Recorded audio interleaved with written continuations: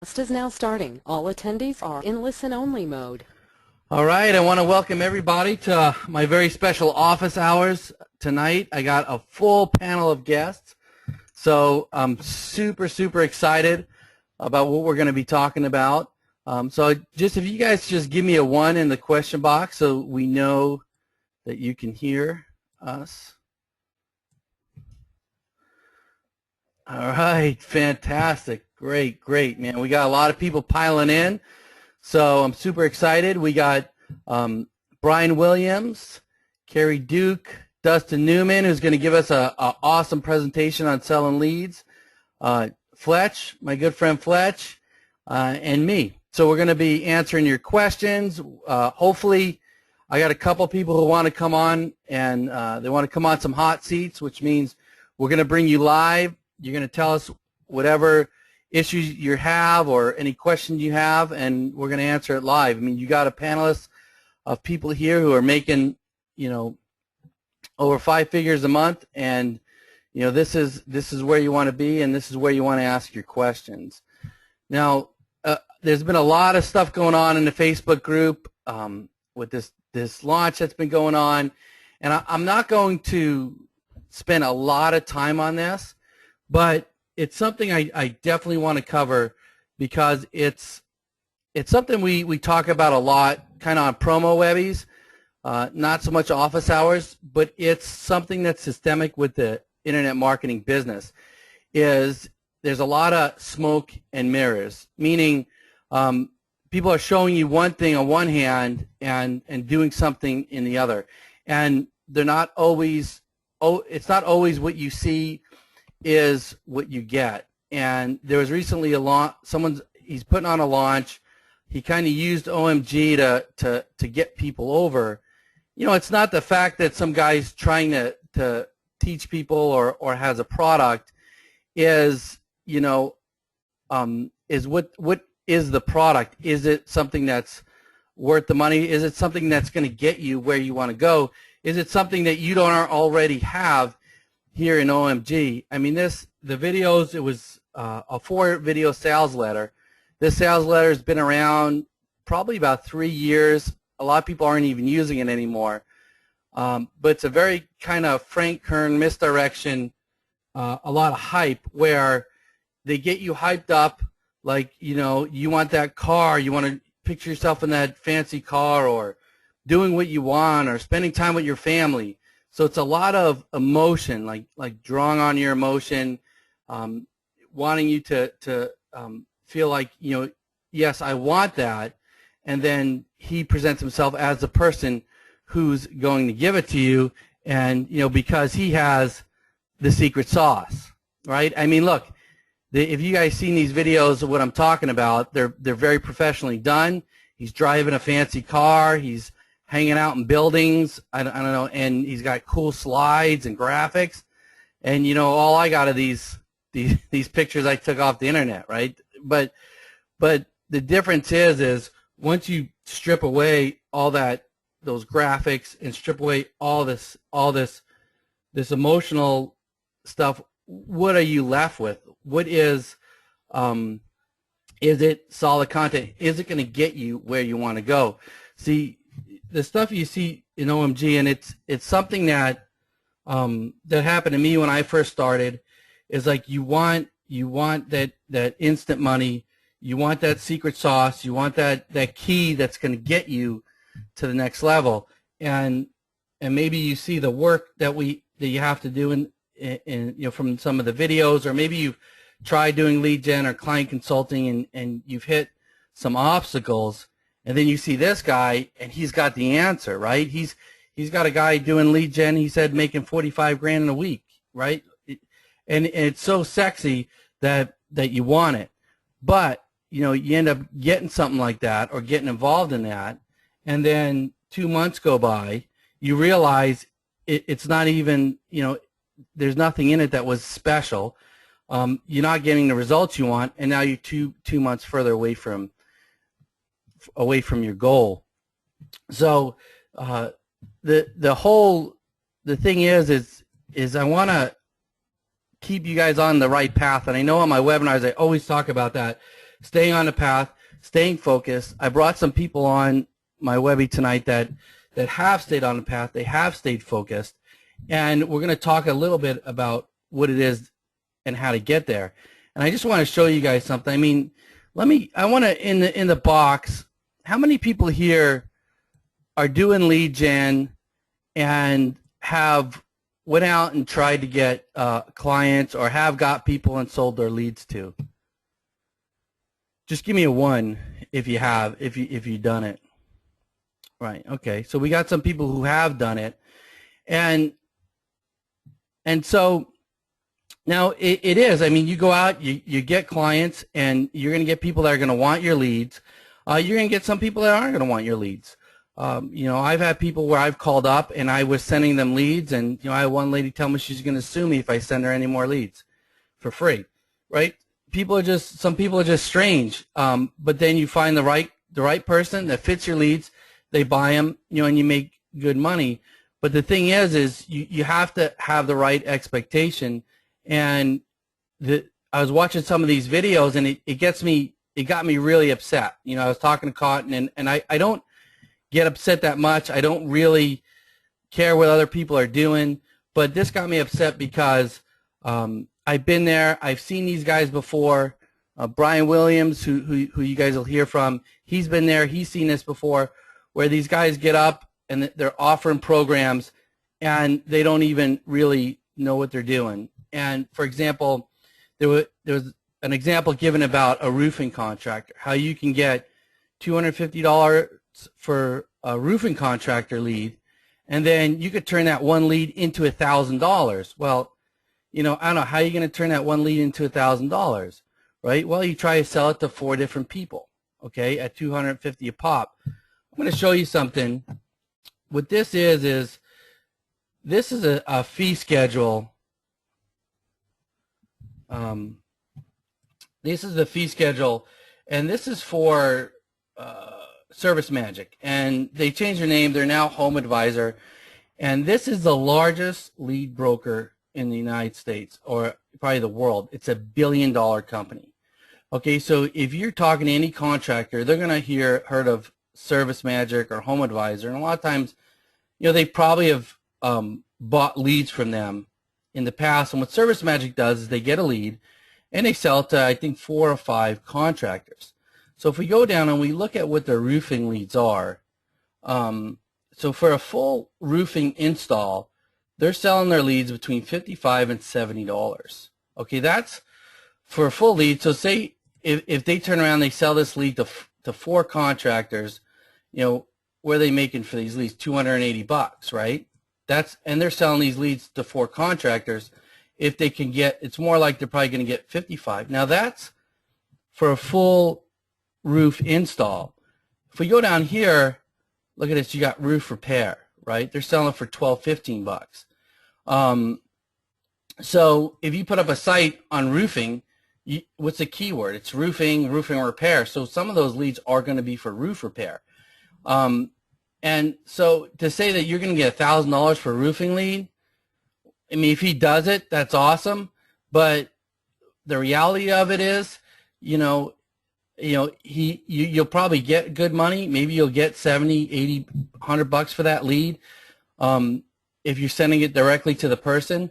But there's a realistic mindset you have to have, because if you go in there with this wild mindset that you're going to go and make 40 grand in 2 weeks or 9 grand, all by just doing these secret little things, you're going to get discouraged, and you're going to quit, or you're going to think you're doing something wrong. Okay, I have one lead gen site right now making $30,000+ a month. Okay, and that lead gen site should, if all goes well, be making close to 90 by the end of the year, but a month. But it wasn't like I popped this site up and boom, I was making money. And it wasn't like I didn't run into obstacles when I was building it. But I stayed the course. I built it. I built tons of lead gen sites. That's not my only one. But it's through keeping with it, sticking with it. That was what I was doing. I stayed focused on it, and I kept going. I took my no's and I found my yeses. I had obstacles. I found ways around them. It's just the way you go. This internet business is a business, and you gotta view it, as a business. So I don't know. That's kind of my rant. I just want to talk about, because it's something that you guys have inside OMG. There's so much.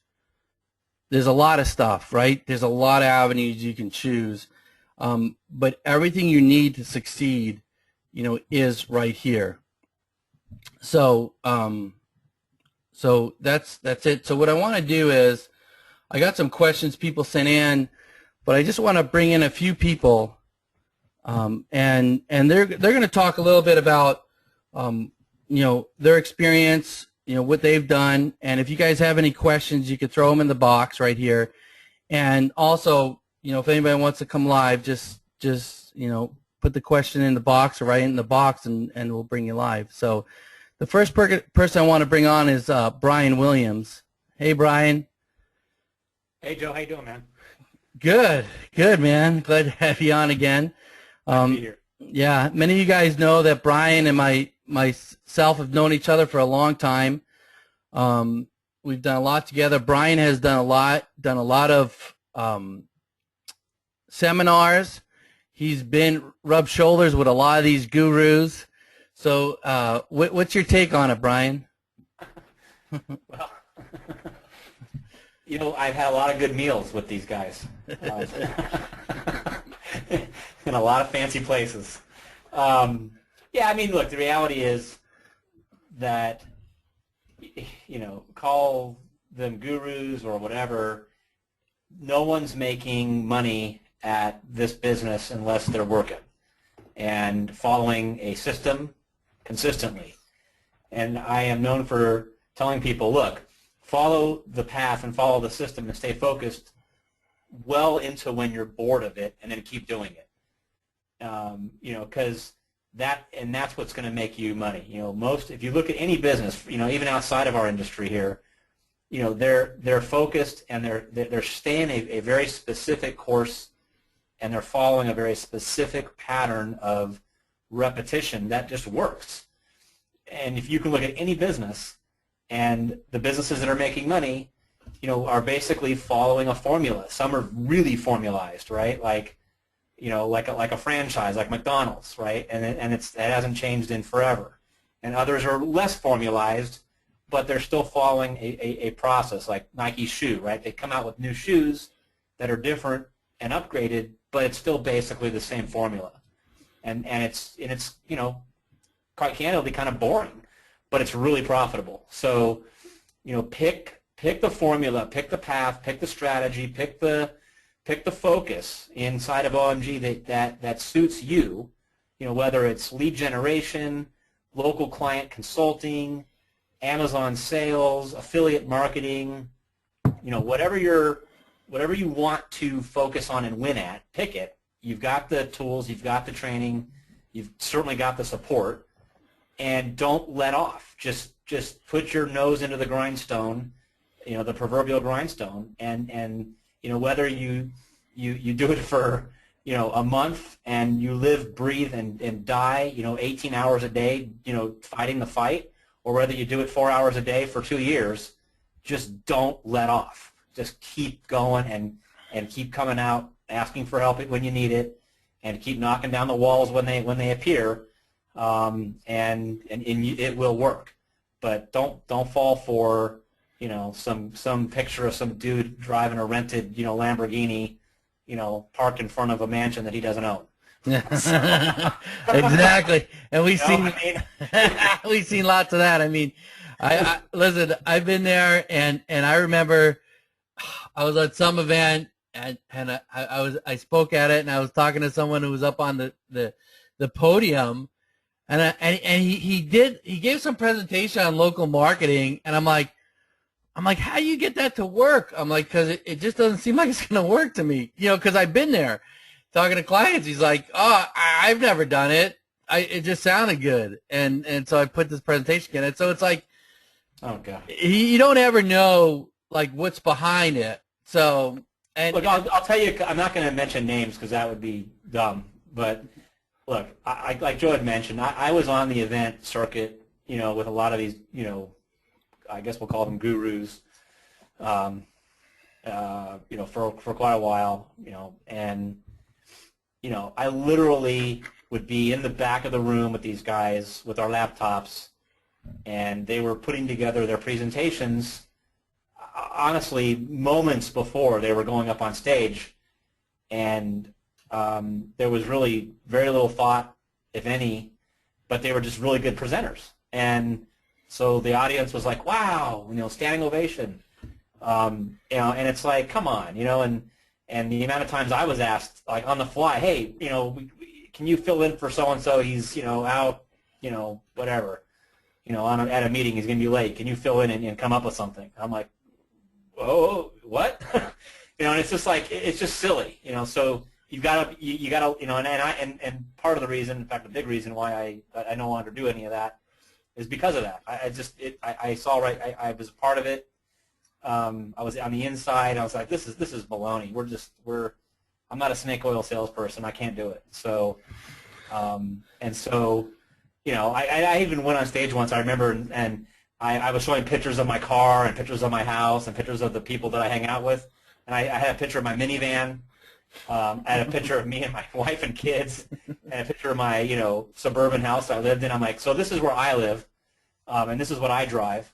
And if I showed you the picture of my other car, it'd be a truck, because I'm a scoutmaster and I need my truck to haul gear and scouts back and forth up mountains.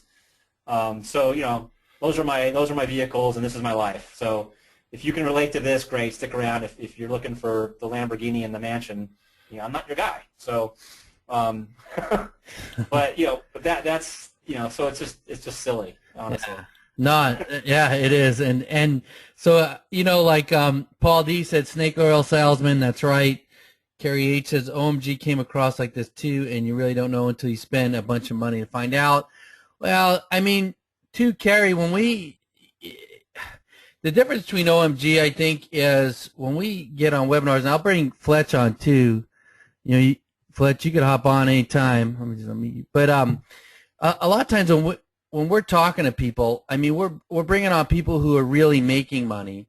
There's not a lot of fancy sales graphics things on it, and a lot of times we talk about strategies and even give strategies away. So, I mean, what do you think about that? And just I'm gonna let someone else talk. I'll end my opening with I'm working intimately with a few people within OMG right now that are just making their going to start making their first dollars and all that. And look, and I told them before, I would work with them. You got to commit, man. You got to, Joe will tell you this, right? Because this is what I told Joe in the early days: is you got to do what I tell you to do and nothing else, and put blinders on and stay focused. And if you do that, and you do it long enough, and you work at it, it will work. Period. But if you don't, and if you get distracted, or if you if you just sit there and dream about being in the big house, the big car, it's just not going to happen. It doesn't happen through osmosis. So put your nose in that grindstone, stay with it. Don't be afraid to get stumble. Don't be afraid to stumble. There's so many people here to help. What I love about OMG, there's so many people here to help catch you and help and support you. So and there's 4 others on this call with us right now. So let's hear what they got to say. Yeah. So hey, Fletch. So what do you think about all this? I mean, Fletch has been around. He's a coach. He's seen it. He a lot of you guys know Fletch. He's a good friend of mine. I wanted him on because I wanted his opinion on all this. So what do you think, Fletch? Well, for me, it's not as much about I haven't gone through somebody else's program or whatnot, but as far as I can see, like today's day and time, there's such a potential for overload with information. Like there's no way you could spend as much time as you have in the day studying all these different methods and all these things that might work until you really get to a place where things work for you and you're able to not only create the life you want but also serve people the way you want to serve them. You've got to just kind of follow some instruction to get to that point. And then, once you're at that point, you can take some liberty and, maybe venture out and try some things on your own or whatnot. But, until you really make the numbers work and make, your habits work to support, the way you communicate with people or what you provide to them, it would be hard for me to see, trying something on your own that seems contradictory to what seems to be working. The whole thing with OMG and being kind of laid out and designed by David Mills, law of implication, all that kind of thing, is that this is really based on what's working, and kind of the antithesis of learn by association type stuff, which is, oh yeah, I did this thing and it seemed to work, so I'll create this entire program about it, and it might work for some people, it might not work for some people. What we have, and especially Joe and I, we have a good portion of our business that's based on selling leads and making money, transactionally through phone calls or email submissions or whatever. This works. This is something that I started with, that Joe was doing long before I even got involved with OMG, and that's why I said this is not something Joe and I are putting out there on the internet for everybody to see. It's something that we're putting out there for OMGers to see, that you don't need to go further than this to get success. That doesn't mean you need to stop or not look in other places to figure out little nuances or this or that or the other. But until you really made it work, it just focus on what we know works every time, and get to that point where you can provide a service to your customers, your clients, to your family, and you're stable. And then if you want to find some other nuances or this, that, or the other, you can do that then. Yeah. I mean, I couldn't say it any better than that. And too, I mean, and that's why we have these office hours, and that's how we have all of this, is because it's being invested in your success, and as a community, people, you have other OMGers that are going to help you. It's really, like, for me, I've been at this a long time, and I've never been a part of anything like this. I could have put out my own courses. I've had people ask me to put my own courses out, and I never did, because I didn't want to. I don't know. It just didn't fit. Where this, for me, it fits. Because I love that's community. So what I want to do is, I got a couple people on, a couple more people on, but I want to hit some of these questions first, and then I want to bring Dustin on, and he's got a really awesome presentation prepared for us. So I'm just going to go through here and get a couple of these questions. Tony asked, do you use citations to rank affiliate sites? If so, do you use personal phone addresses also?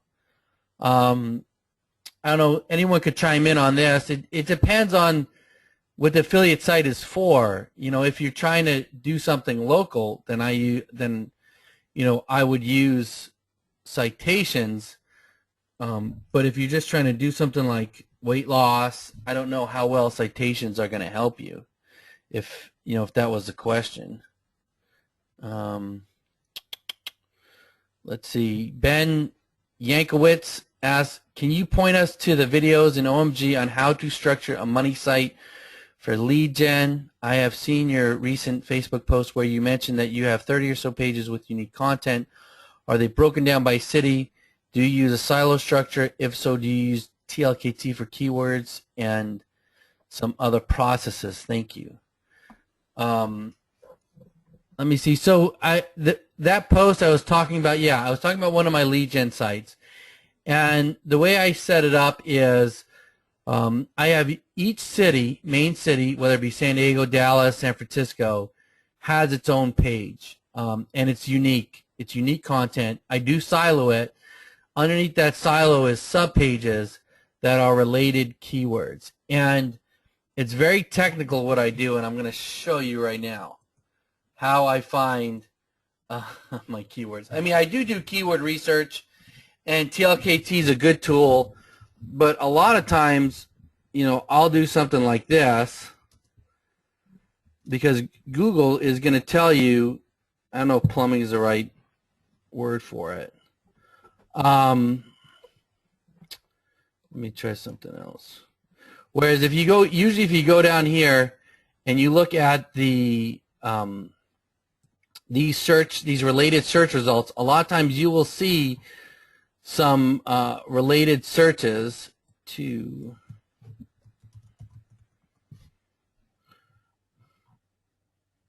so see if we put in dentist, we see people who are searching dentist, also search emergency dentist, pediatric dentist, low-cost dentist, cheap dentist, dentist San Diego, no insurance. So, you know, I'll dig deep. Maybe I'll put emergency dentist in here, and I'll see what else pops up. You know, if I know it's a dentist, maybe I'll put cosmetic dentist, and I'll see what other related terms pop up. And then I'll take these related terms, and I'll stick them in the Google Keyword Planner. I'll see what kind of traffic they get, and then I'll drill down those even more. So what I try to do is when I try to find those related keywords is I just try to mimic what people are searching. And, you know, that's what I generally do. Also, a lot of times on my lead gen sites, I'll have Google Webmaster Tool. I don't mind putting analytics and Webmaster on those sites because, you know, I want to look like a real company, and a real company would have that. And, you know, you can see the impressions that people are finding your site. So if I see, you know, higher impressions for a certain keyword, I might dig deeper into that. You know, Fletch, how do you determine keywords? I mean, you had that silo site you did on plumbing. What are some of the things you do? Yeah, I actually did a search for kind of the main keyword Denver plumber, and got, you know, I searched through maybe, I don't know, 15 or 20 of the SERPs and found a site that had a pretty comprehensive list of services they provided, and just grabbed those and put those in with modifiers for the different cities. So yeah, they had, you know, I just kind of used the SERPs to tell me what Google liked. You know, Greg talks about that, David talks about that. The easiest way to win is to align yourself with Google. So find what Google likes. Go and do a search for the keyword, the main keyword you think that Google is going to have as the kind of centroid of, you know, your industry or your niche or your vertical or whatever you want to call it, and then just start looking through them and seeing what those sites look like. You know, not just backlinks, but content too. They figure out what keywords they use, figure out what services they, you know, promote or provide or whatnot, and then just replicate that and make it better. That's the easiest way to win. And I do that with most of my keyword research. I do that as first and foremost.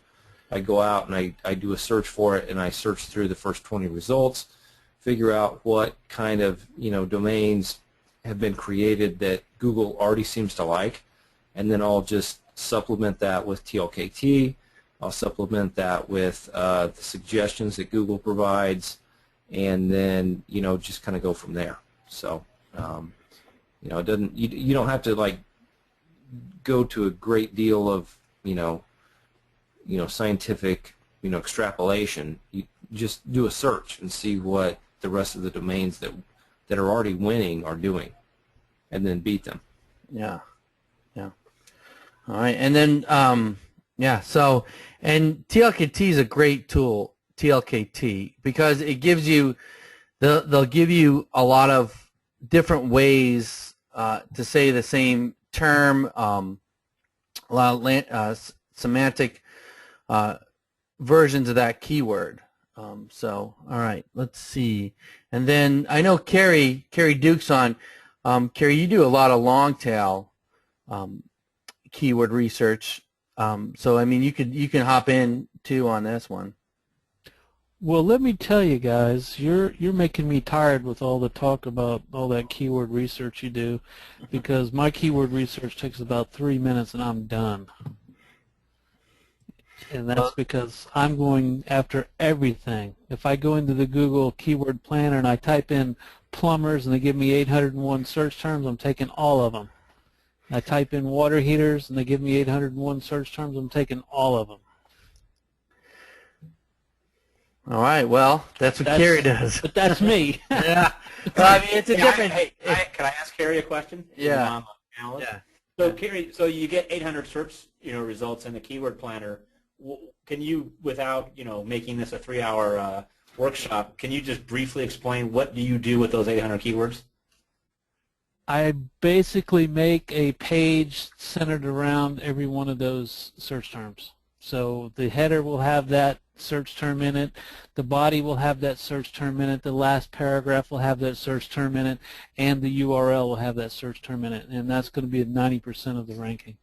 So for everybody out there, so you're making basically 800 different pages based on those 800 keyword planner results. We could start with that for one city, sure.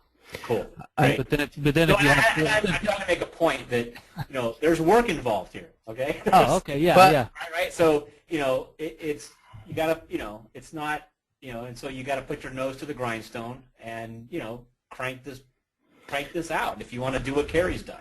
Well, and Carrie has a tool that he uses, and he makes thousands of pages. So it's a different way to do. It's a way he does lead gen where he takes over markets across the country.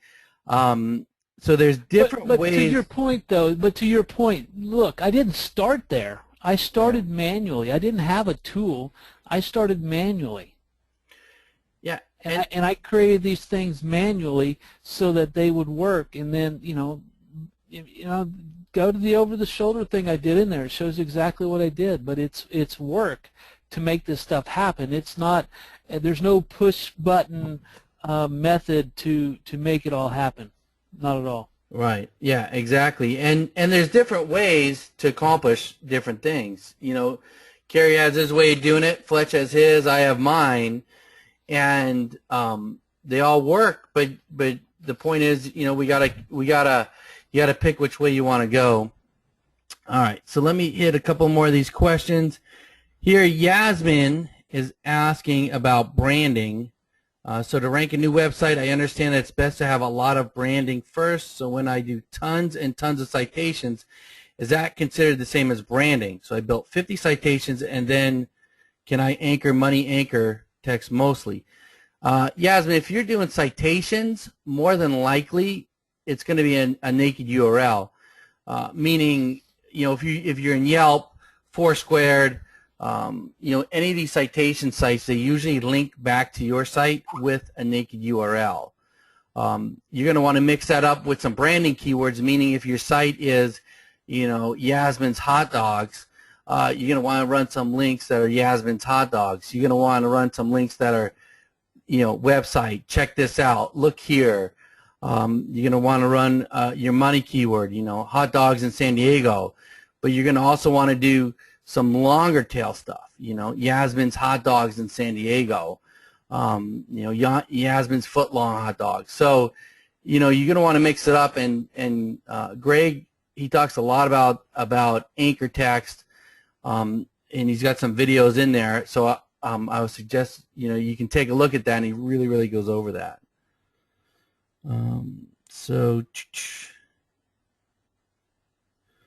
All right, so another question here is, if an internal page gets a penguin penalty, does the whole domain get a penalty? If not, can I redirect that page to another page which I make? I mean, listen, if an internal page gets a penguin penalty, I'm not an expert on penguin penalties. I would imagine that your whole domain is going to get penalized unless someone else knows something different on the panel, but I mean, that's my take on that one. And all right, so Norman Ho says on that, Joe, it just depends. Oh, all right. What is it? Are you Was there, it? Joe? Yeah. I just wanted to say a couple more things on that. It really depends. It depends on the nature of the penalty. It depends on if that subfolder, subdirectory is on the main domain or the subdomain. There's a couple things that come into play there. So. All right. Yeah, he was saying his internal pages. Yeah. So it depends on, when you talk about, you have to be really specific with terminology on domain, subdomain, subdirectory, subfolder, subpage. All those things have different meanings. So, if I've driven penalties to a subdomain that did not affect the main domain. I've driven penalties to, subdirectories that didn't affect the main directory. But it depends on how things are interlinked on your entire domain. All right. As to whether or not that will propagate throughout the whole thing. All right. So, all right. So there you go. And so next is Norman. He says, I'm just getting started with OMG. I'm new to SEO and have no clients. I want to make money quickly and debating whether to go after clients or to pay per lead. Which one should I go after? All right. So Norman, if you want to make money quickly, I mean, and other people could jump in. This is my opinion. Is client consulting. If you go out, you get a client, you're gonna get paid pretty quick. A lot of times, you can ask up front for money to build their website, and build out their campaign, and then so when you're buying PBNs and getting tools you need, they're kind of paying for that, and then also you get monthly income coming in. Now you're working for a client, so it's definitely different, but for me it's the fastest way to make money. Lead gen, you can make money, but you have to remember, you're gonna put a site up. You're going to get the site ranked. You're going to get content for that site. If you're going to make videos, you got to get those videos. You got to track the calls, and you got to sell the leads. So it could be a longer process. Hey, Joe. Yeah. Can I add on that? When you Yeah. do a project for lead gen, my hitting ratio is about 3 out of 10. So you're going to have some learning curve and some failures before you get the one that wins. So you need to factor that in as well for lead gen. Yeah, exactly, and yeah, so I think it's a longer term play. So I don't know. I mean, Carrie, you have some regular clients too, right? Or you just Absolutely. Yeah. The regular SEO jobs, that's probably 50% of my income, but I want more straight lead gen. But it takes time to really develop that out, and I've been doing this over 5 years. But those good projects, it takes a while to get those developed, and then you have to fight competition, and they go up, they go down. There's all kinds of challenges. I've done the same thing, right? I started when I started making money, like when I first started, I was doing affiliate, all kinds of stuff. I made money as soon as I started doing client consulting. I made a lot of money. I didn't love it, but I was making good money at it. I wanted to do lead gen, so I built up my lead gen business. But having clients paid my bills. Having clients helped me pay web designers to build my lead gen sites. I had my outsourcers set up. I had my whole system set up. So I'm doing client fulfillment. If I want to pop a lead gen site up, I have everybody there. So it's just like I brought on another client. My web guy makes the website. My content guy makes the content. My girl does my citations, My video guy does my videos. And so it just fit into the system, but I wasn't like stressed. I wasn't strapped like, man, I need to make my rent. I need to make money right now. Because I had that money coming in. And, with client consulting, I mean, if you went out there, there's people making money within 30, 60 days making, 10, 20 grand a month. I'm not saying that's what's going to happen to you, but it's a quicker way, I see, to the money. I would agree with that. Yeah. And And on that, I want to bring on Dustin, because Dustin is actually was doing client consulting, and he's also doing lead gen. Hey, Dustin. Hey, Joe. How's it going? Good, good. I got to talk with Dustin yesterday, man, and he is one sharp guy. He's got his act together. I really like the sales approach. What I want to do is I want everyone to welcome Dustin, because I haven't had him on before. So maybe give us a 1 if you guys want. Actually, why don't we do this? I'm not a big hashtag guy, but in the spirit of hashtags, why don't we do a hashtag? Let's hear it, Dustin, in the Facebook group. So Dustin's got a presentation for us, but we're not going to do it until we get some hashtags here. So let's see what we can get. We can get built. Let's see what we can get here if we can get some hashtags going. I'm going to be trending on Facebook. Yeah. So, all right. So people are putting the hashtags in the question box. You got to go to Facebook and put it in the Facebook group. Here we go. All right. We're starting to get some. Let's get some more there. So while we're waiting on those hashtags, Dustin, just tell everyone a little bit about yourself. Introduce yourself here. Yeah. So I've been in this space for probably 3 or 4 years now, and I say that it might actually be longer at this point. And before I did this, I actually started off as a magician, and doing magic is actually what kind of got me into the internet marketing space. Believe it or not, I was trying to learn how to market myself as a magician, and that's kind of what turned me on to marketing online. Fortunately, there's very few magicians in the world, and I live in a smaller area, so I was like one of 3 magicians, and so I was able to make a lot of mistakes and still rank. And I actually go to church with a moving company who asked me for help with their online marketing, and so I helped them, and they saw results. And at that point, I was convinced that I was the only guy who had this bright idea to go around telling businesses on the fact that I could help them with online marketing. So I thought I was somebody starting a whole new path that had never been invented. And then as I got deeper on the internet, I learned that I was just another guy doing this. And so that's kind of how I got started.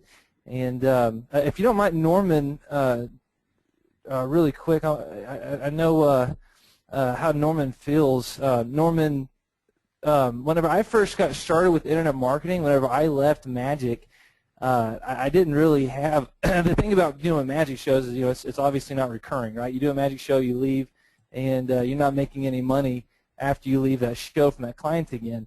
And I had pretty much, once I decided I wanted to do this internet marketing thing, I had left magic aside, and it took me a long time. I didn't know about selling to small businesses, and it took me a long time to finally learn how to make money. And actually, my first breakthrough was my bank account literally hit negative, and it was charged a penalty from the bank, and that's when I was freaking out, and my girlfriend at the time was pretty ticked off at me. So I actually found businesses in my area that were already paying for online marketing, and I basically made up a website review, took it to them, went door to door, and that's how I got my first client. If I had to do it all over again, and I've actually said this before, most of you that know me, which I know probably a very small percentage of you do, those of you that know me, I'm the probably know me as the honeymooner. I'm the guy who made the video on the honeymoon, but. If I were starting all over, Norman, if I were in your shoes, what I would do is I would just focus on selling. And the great thing about small businesses is that most of the time you can rank them just by having PBN links pointing at their website. And so if I were starting all over, that's exactly what I would do is go out, find a business, sell them, and then if you're not familiar with how to set up a PBN correctly, just find somebody else in the group who already has PBNs. And there are some in this group that actually rent out links, so that way you can pay $20, $30 a link to point at your client's website. And for most local businesses, it's only going to take 5 to 10 links, and you can sell them at $1,000 a month, and your cost is going to be very minimal. So if I was starting over again, that's exactly what I would do. So there's my introduction. So let me get this straight, Dustin. So you didn't just sit at your computer and sent out a few emails and your bank account filled up, you actually went out and talked to businesses? Yeah, I actually went door to door. I got pretty desperate, and I got turned down a lot. And the actual first client, whenever I showed up at their office, there was nobody there. And the way their office was set up is there was a hallway kind of in the back of the room. And so I walked in. I didn't see anybody there, so I thought, well, man, I'm talking to somebody. So I walked to the back and walked down the hallway and knocked on the door that was at the back of the hallway. There was still nobody there. And as I'm back at that door, I hear the main door open. And I was like, man, this is about to be really awkward. So I come around the corner, and there's the business owner. We're both just kind of staring at each other. And I was like, well, I brought something for you, and handed it to him. And he didn't really say much. And I left, and shortly thereafter, I sent him an email and followed up with a phone call, and he finally got back with me and told me he'd looked over the review and wanted to talk to me again. But yeah, that was awkward, but there were some real jerks out there too. But I mean, the trick is you just got to keep going. You know, you can't take it personal, and I mean, it's a business, right? Yeah. And business takes work. Yeah, and that's it, man. I love it. It's you gotta get out there. You gotta do it. I mean, I want to show you guys something, and I'm pulling this up. I don't want to discourage anybody, but it just struck me. I put up a site, medicaltruthsrevealed.com, and it's the OTO that I don't know if it's in the members area yet or not. And within less than a week, I already got 1, 2, 3, 4, 5, 6, 7 emails, right, of people wanting to do web design and SEO and everything else. You know, and if I'm getting clients, I don't look at this and say, oh man, is all this competition. You know, what I look at is people are doing to these emails what I do. They're throwing them in the trash. This is my trash bin because they get hit with it so much. But if you can get in front of people, if you can talk to people, if you can go where the people are that you want the business from, if you can make deals with influencers who know businesses who can get you referrals, I mean, that's what you got to do. And, you know, you have to get out sometimes out of your office. You have to go and mingle, and you got to talk to people. So, Absolutely. So let's do this. I'm going to try and move my screen over to let's see, how do I do this? I'm going to move my screen over, and I'm going to make Dustin the presenter. So hopefully you got your desktop clean because it's coming over now. All right. So, and Dustin has a presentation for us on how to get some clients for lead gen. What he does to get clients, and I know a lot of people have this question, and some of this can transfer over also into client getting, but I'm going to let you take it away, Dustin. Okay, and just to make sure you guys are seeing the right thing, do you see the presentation, correct? Yeah, we're getting a bunch of yeses here. Okay, I just wanted to make sure I got 2 screens set up here, so I wanted to make sure that the right screen was showing here. So, okay, in all honesty, I was laughing earlier. I forget who it was. Somebody made the comment about somebody making a presentation right before they went out on stage, and truthfully, Joe asked me to do this. We talked yesterday, and then he asked me earlier to kind of shed some light on what I was doing, and I got to work on this presentation at about 5 o'clock and finished it up about 6:45. So that being said, it is legitimately what I do, and I have nothing to sell. I'm one of the guys who doesn't have any products to sell. This is just what I do, and what I'm going to show you is how to generate $45,000 next month. And if I could really do that, then I would have a product for sale. So here's a quick walkthrough. We've already talked about who I am. I was a magician for a while, and then from magician, I started getting into the online space. And Mr. Sparky was actually my first client that I worked with, and got such good results with them that they eventually asked me to come on and be the marketing director there. And so I put my entrepreneur dreams on hold and became the marketing director. and had pretty good success with them. Our team size grew from 2 to 10, and we doubled our net sales, and we actually became top 5 in net sales among all the Mr. Sparky franchises in the nation. And better yet, we became a training center, which was really good for me because there's Mr. Sparky is a part of a larger corporation that houses Mr. Sparky, Benjamin Franklin's, and 1 Hour Heating and Air. So they have a bunch of different franchises in them. So I was able to build a network of home improvement companies, which was really the launching pad for me. And what ended up happening is whenever I left this Mr. Sparky and did my own thing, this is probably back in, I want to say 2011, this is back in the day whenever you could just throw a bunch of links with the right anchor text at your website and you would rank. And Google then later came out and decided that they wanted to change that. And so all my websites became very over-optimized, and I lost a lot of money because I lost a lot of clients because our websites, their websites tanked. And since then, I had started learning how to sell to other companies outside of this group, and really I was just spinning my wheels though because we were signing people up, and we had to get really good at signing people up because we weren't keeping them for very long, in large part due to the fact that our SEO sucked. You know, we didn't really know what we were doing with all the updates and everything that was happening.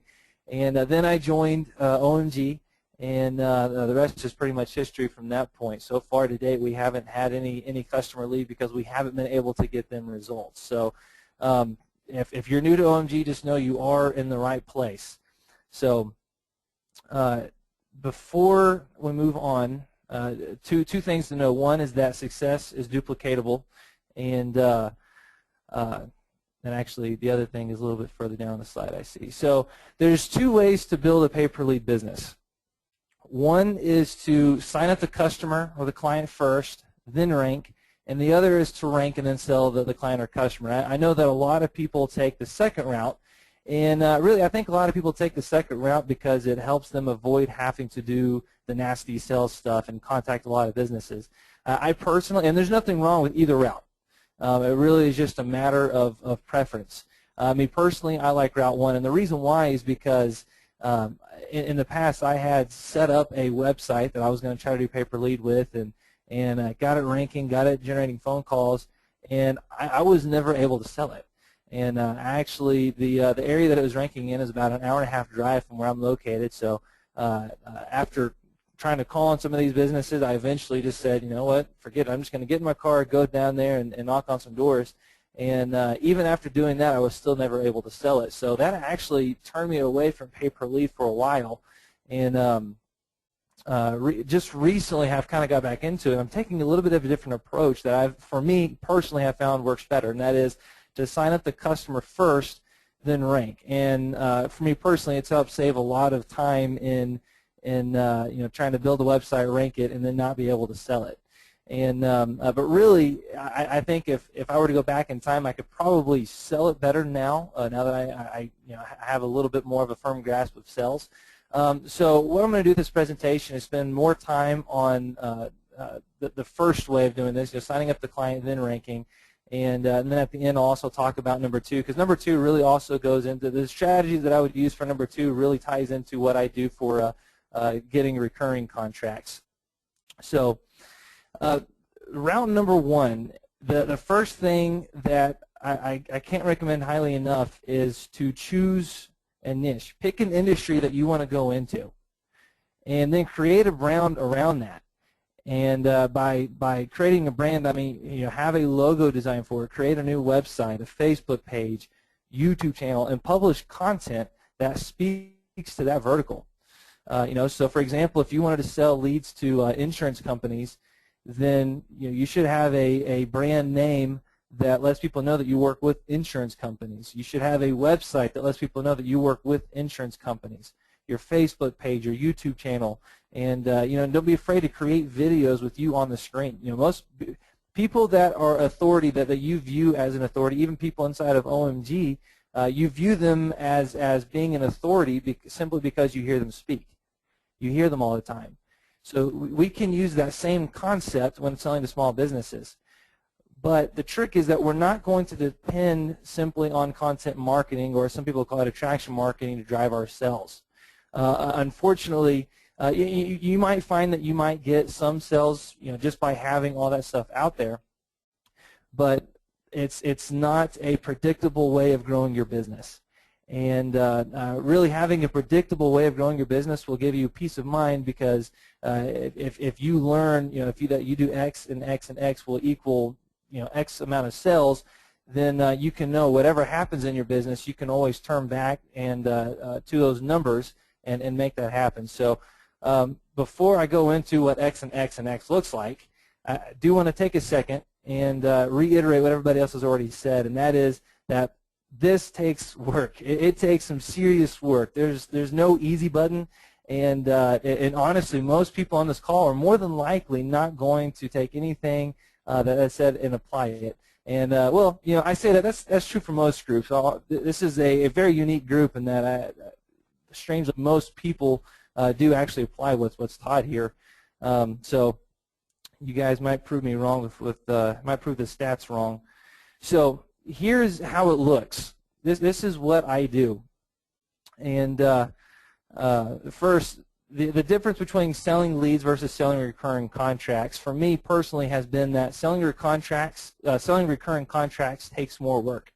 And it's not necessarily a bad thing, but it's generally a longer sales process, because you're asking the customer to have more faith in you to deliver, versus whenever you're selling leads, you're kind of alleviating some of that pressure.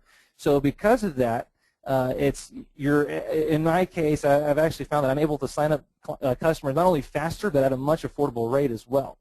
And this is how we do it. We generally find an area that we want to go into, and we then get a local area code. So whenever I talk about an area, so we work a lot with home improvement companies, clearly with a Mr. Sparky example. So what we'll do is we'll select an area and give it about a 20 to probably a max of 40-mile radius, and that's basically our target area. We'll then get a local area code, and we'll try to find one of the larger cities to that area to use that as our area code, and then we generate a list. And this has probably been one of the biggest reasons why my team has had so much success with selling this stuff, is because we've gotten really good at matching our scripts, our call scripts, with our lists. And what we're doing right now, what's working incredibly well, is it's incredibly simple, is just finding businesses who are already paying for leads. And as was shown earlier with the Home Advisor, it's very easy to find businesses that are working with Home Advisor. As a matter of fact, there are scraping tools out there you can use, or you can just go to Home Advisor and find the different businesses in that area. And so whenever you find them, that they're already accustomed to the idea of paying for leads. And then get a script ready, because what we're going to be doing is we're going to be doing hard work and stuff that's not fun, but we're actually going to be calling these people.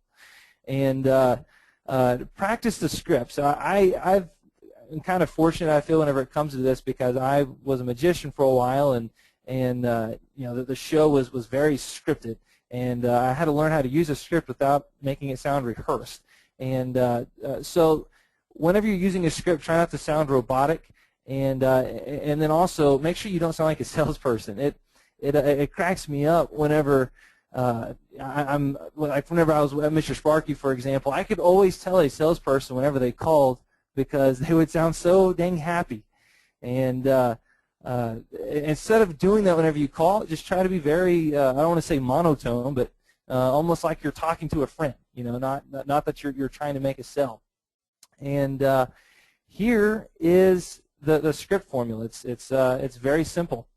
And this is what it looks like. Whenever we give them a call, we'll say something along these lines. Hey, I noticed you're working with Home Advisor. How's that working for you? And what I found with Home Advisor is that most of the businesses that are working with them are really frustrated, because they're sending out the lead to 4 different businesses. And so by the time that company calls on that lead, that lead has already been contacted a few times, they're annoyed, and so I know this going into the call. And I know that they're more than likely going to tell me that. And because of the way I'm using the script here, you'll notice I'm not saying who I am.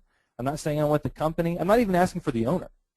Because what I found with doing this is that probably 70% of the time, if not more, if you're not talking to the right person, they will get you in touch with the right person. Versus if you call and say, hey, I'm looking for the marketing person, they're going to ask you, okay, what is this about? And at that point, you're kind of giving it away that you are a marketing person. Whereas with this, seriously, the vast majority of the time, they're going to tell you, you know what, hang on one second, that's not something that I do, let me connect you to the right person.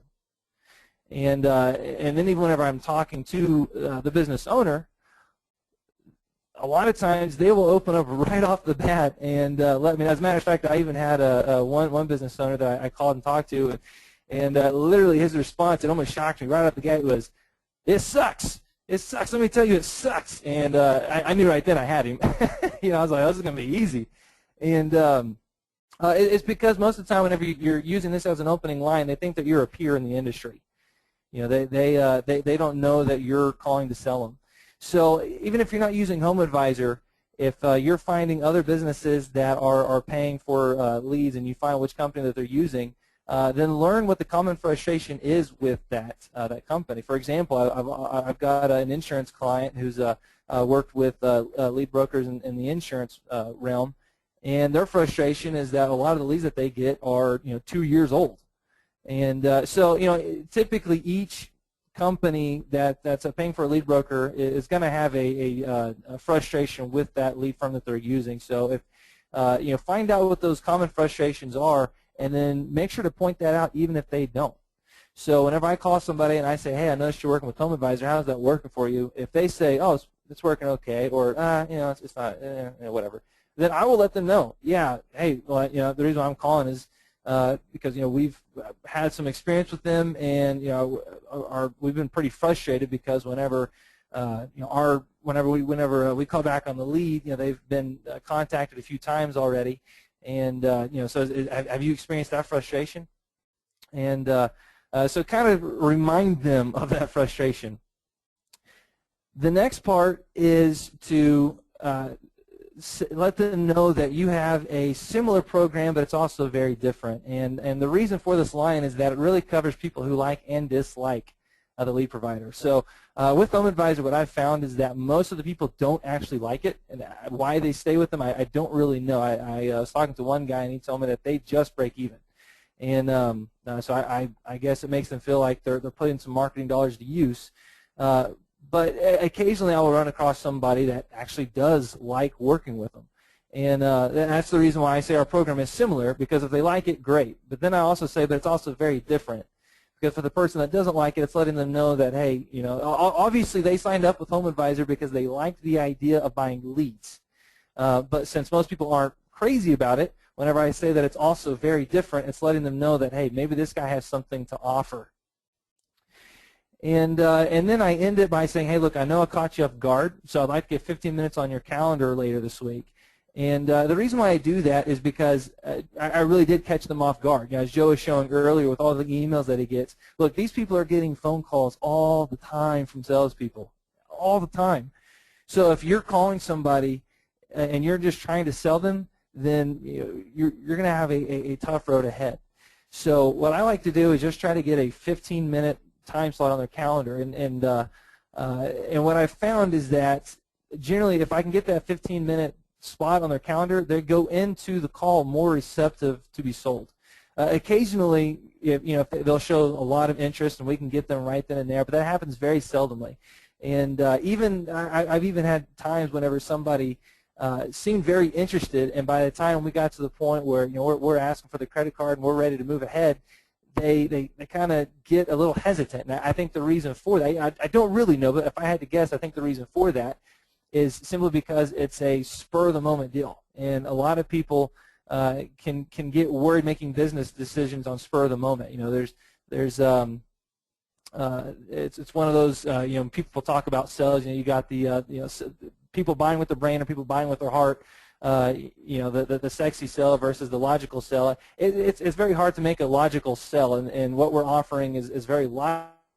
logical, and unless if you can make it seem very sexy and they're ready to buy right then and there, if you can make it seem like that Lamborghini, then they'll buy it. But oftentimes they'll get really hesitant with investing in their business. They're more likely to buy a boat on the spur of a moment. I hope that part makes sense. So, and Joe, if I'm rushing through any of this, feel free to stop me at any time. I know I think you're doing some of this stuff pretty fast. Yeah, no, I think you're doing good. You're keeping a good pace. And guys, man, really take this in. This is like some stuff you're not going to just hear or anywhere. So I mean, this is a guy who knows how to sell. This is a guy who sells, who makes money. So no, man, I'm loving it. So just keep on going. All right, perfect. Which, by the way, everybody's on this call. I got to say, I'm impressed. I'm curious to know who's got March Madness going on right now and is got their computer screen pulled up next to them. I know my Hogs play at 9 o'clock, so and my bracket is completely busted. I don't know if anybody else's bracket. My bracket is. I don't even know why I bother filling those things out, man. Yeah, my bracket is toast. So, okay. So some final notes about all of that is make sure to use a CRM to keep track of meetings and notes. I like to use Pipedrive, and you can actually get a free 6-month trial with Pipedrive. The coupon code is Student Solo. I'll put that in right here. And the reason why that's so important, it may not seem like it's important right now, but as you start making a lot of these calls and you're getting meetings set up or if you have somebody who says, yeah, that sounds great, send me over some information, and if you're hitting a lot of these calls, which by the way, that's another thing, is that it takes, again, going back to the it takes work mantra, this takes work.